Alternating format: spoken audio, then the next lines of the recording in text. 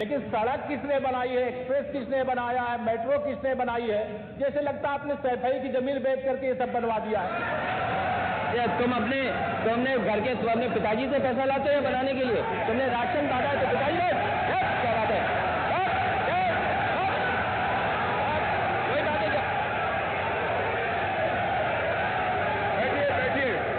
बैठिए, आप भी बैठिए, राजेश जी आप भी बैठिए, सब लोग बैठे, आप भी बैठिए, सब लोग, नेम जी बैठिए, राजीव बैठो।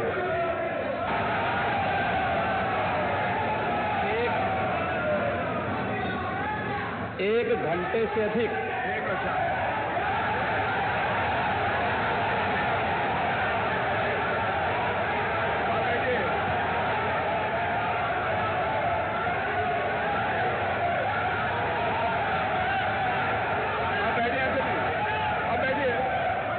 माननीय अध्यक्ष जी, नेता सदन खड़े हैं माननीय, आप अनुमति दे चुके हैं, उसके बाद ये शोर शराबा ठीक नहीं है, ये उचित बात नहीं। अध्यक्ष जी,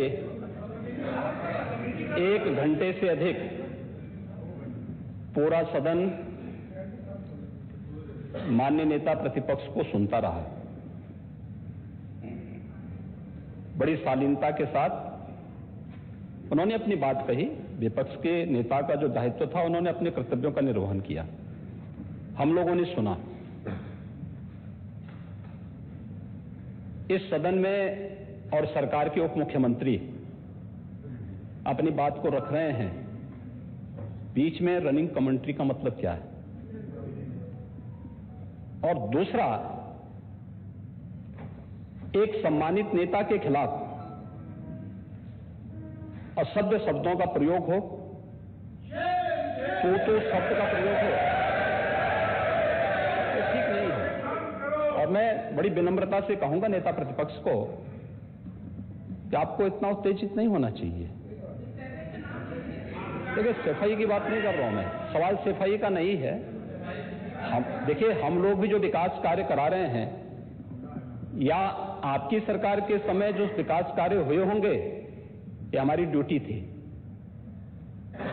सरकार होती है और हर सरकार को अपनी उपलब्धि को कहने का अधिकार है। माननीय उप मुख्यमंत्री जी ने बिल्कुल सही कहा कि विकास, आपने कहा, आप विकास की जब चर्चा हुई तो उन्होंने जो बातें कही बिल्कुल ठीक ढंग से की थी। आपके यहां के दूसरे नेता या जब माननीय उप मुख्यमंत्री का यहां पर भाषण संपन्न होता, उसके बाद अपनी बात आप लोग कह सकते थे। लेकिन देखिए, मैं कल भी देख रहा था, कल माननीय वित्त मंत्री जब यहां पे जवाब देने के लिए खड़े हुए, उन पर जिस तरीके की भाषा का प्रयोग उस समय किया गया, आज फिर हम देख रहे हैं। देखिए, लोकतंत्र में हर सदस्य को सदन में अपनी बात रखने का पूरा अधिकार है, और अगर आप कहेंगे तो कैसे इस बात की अपेक्षा रखते हैं कि इस पार से उसका जवाब नहीं मिलेगा? पूरे एक घंटे से अधिक समय तक पूरा सदन और खासतौर पर सत्ता पक्ष से जुड़े हुए सभी मान्य सदस्यों ने आपकी बात को बहुत ध्यान से सुना। देखिए, सहमत होना ना होना अपना विषय है, नहीं, सवाल दूसरा नहीं। देखिए, सफाई भी इसी प्रदेश का हिस्सा। अध्यक्ष महोदय, सवाल ये नहीं है, मैं सुनने को तैयार हूं। अच्छा, मुख्यमंत्री जी बोल रहे हैं,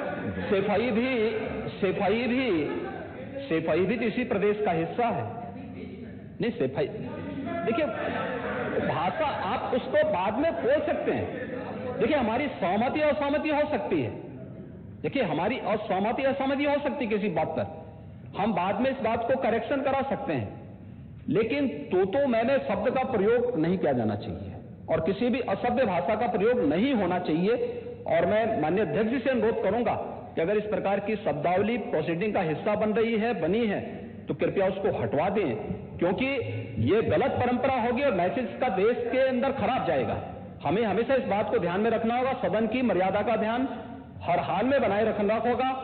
दूसरा, जब एक सदस्य बोल रहा हो तो सदस्य के बीच, और खासतौर पर उप मुख्यमंत्री बोल रहे हो, तो बीच में रनिंग कमेंट्री करना, बीच में धमकी देना, ये चीजें ठीक नहीं है। और मुझे लगता है सदन की मर्यादाएं इससे आहत होती हैं। कोई भी इसको नहीं स्वीकार करेगा। और मैं विनम्रता से कहूंगा, माननीय नेता प्रतिपक्ष को उनका सम्मान है, वे सबसे बड़े विपक्षी दल के नेता हैं और मुझे लगता है कि इस मर्यादा की अपेक्षा केवल सत्ता पक्ष से ही न करें, विपक्ष भी उस मर्यादा का पालन करेगा तो दोनों का सम्मान बना रहेगा और ये सम्मान दोनों का बना रहे। देखिए, सहमति और सहमति लोकतंत्र की ताकत है। या आवश्यक नहीं, हम ये नहीं कहते हमारी बात से सहमत हूं, या मैं ये भी नहीं कह सकता कि मैं आपकी बात से सहमत हूं। जब मेरी बारी आएगी, मैंने तो पूरे 1 घंटे तक आपकी बात को सुना, मेरी बारी जब मेरे दल की ओर से मेरी बारी लगाई जाएगी, मैं उस दिन अपनी बात को यहां पे रखूंगा। मैंने आपके पूरे भाषण को इसीलिए सुना ही नहीं, प्रोसीडिंग मंगाऊंगा, फिर देखूंगा, उसका पूरा जवाब भी दूंगा यहां सदन पे। और मैं उम्मीद करूंगा कि सभी विपक्षी नेतागण उस दिन यहां पर हमारी बात को भी सुनेंगे।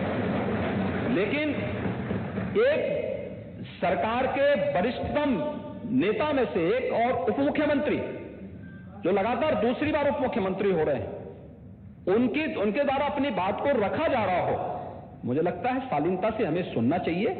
अगर हमें लगता है गलत हो रहा है, देखिए बहुत सारी चीजें अगर हम भी इस बात को कहते, बहुत सारी चीजें नेता प्रतिपक्ष भी ऐसी थी जो आपत्तिजनक हो सकती थी, हमने सुना। भाई, हमें जो स्वीकार करना हो वो स्वीकार करेंगे और उसका जवाब देंगे भी, लेकिन बीच में इस तरीके की उत्तेजना दिखाना उचित नहीं है। देखिए, माहौल इससे खराब होता है और अनावश्यक रूप से बाहर मैसेज खराब जाता है।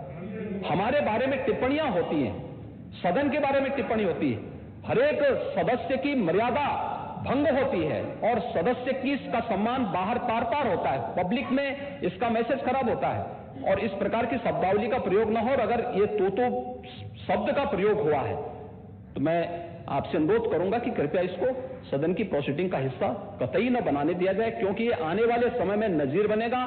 फिर यही होगा जो इससे पहले इस सदन में होता रहा है, उस चीज को हर हाल में रोकना होगा।